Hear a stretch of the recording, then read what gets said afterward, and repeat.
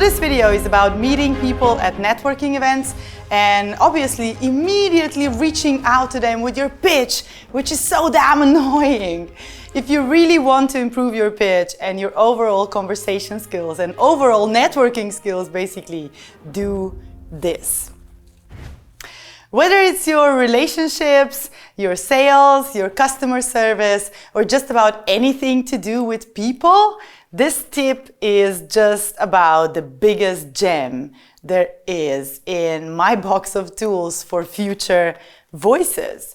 So this gem is about practicing the ego suspension technique. So what is ego suspension?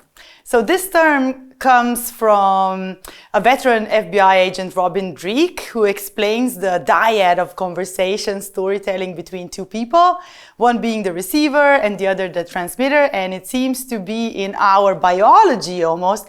We want to share stories back and forth. So you say something, I say something, and you add something and I add something, and so on and so forth, so that the dialogue is kind of, balanced. But here's the thing. Too often, we take over the narrative. We kind of steal someone else's spotlight. And by that, we kind of miss out on getting to know them better, getting more information about them. By taking over the narrative, like making the conversation about us, you kind of miss out on information that you would potentially vitally need to understand this person better. And if you were to get to know them better, to get to know behind the scenes of their life better, well, maybe you could, have something to exchange. So let's say someone starts telling you a story. How soon is it before you take over, interrupt with your own experience? Let's say I start telling you about my vacation. How soon before you jump in on, oh, I've been there and it's lovely, and then you take over the story, and then that happened and this happened.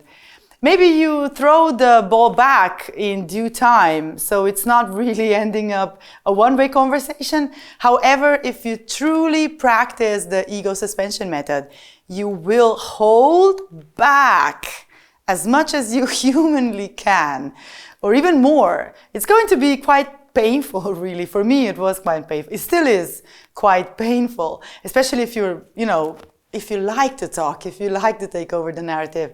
Like me, I'm a very prolific talker. It can be very painful, physically painful to hold back, but you must hold back this impulse because it will elevate your personal influence. You will become the person of interest to other people if you are interested in them. They will want to be near you. They will want to converse with you. They will want you. Instead of taking over the narrative, keep the spotlight on them by using explanatory questions to further your insight into other people's thoughts, feelings, point of views.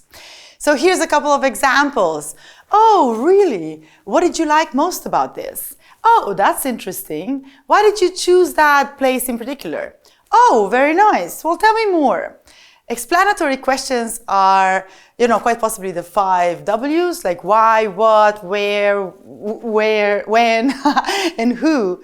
So making sure you find out about people first is extremely valuable as you get really, really smart at what people actually miss, what they need, what they want, and you can kind of monetize on that, offering something that fits to that problem. But also, it's a known fact that people have a far better memory of the person they've told their story to, and they tend to forget the ones they had the pleasure of listening to all evening. So don't earfuck people, for lack of a better word. Suspend your ego, lead with questions, and listen if you want to elevate your personal influence.